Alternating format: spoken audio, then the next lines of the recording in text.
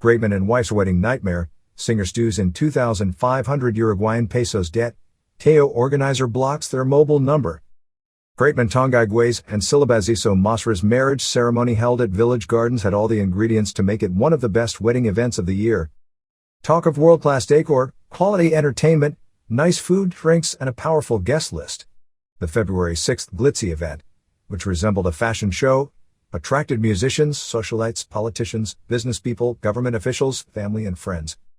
It was indeed a day to remember, not only for the couple, but for all in attendance and those that followed proceedings on social media. Sadly, the joy was short-lived for the newlyweds. With Valentine's Day on tomorrow, one would expect the couple to be still enjoying their honeymoon. This, however, is not the case. The couple and their families are stressed. In fact, they are currently under siege from service providers that are collectively demanding more than 2,500 Uruguayan pesos. But how could Greatman be in debt when the event was seemingly well-funded? A war of words has since erupted, with the musician accusing event organizers, TEO Events, of dishonesty in handling donated funds and goods. TEO has failed to provide a financial statement or receipts showing how funds were used. Up to now, I don't even know how much money we got from various people, including pledges and goods. We have been kept in the dark, fumed Greatman. But TEO Events, which was responsible for sourcing funds for the wedding and putting all logistics in place, denies the allegations. The events company is famed for organizing Sinikiwe Kademanga and Ruben Niva's wedding party that went viral online. Greatman said he started suspecting that something was not right a few days before the wedding after TEO Events completely took over the event. They monopolized everything. TEO directed all cash donations to their bank accounts and mobile numbers for mobile money transfers.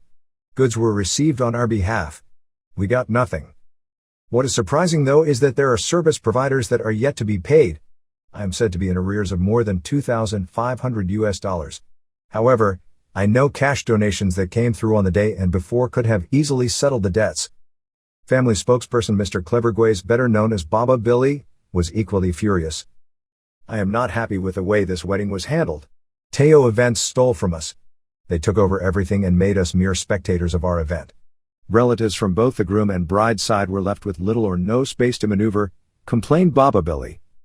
However, Matthew Vambert of TEO Events is not taking the accusations lightly. He instead considers Greatman and his family ungrateful.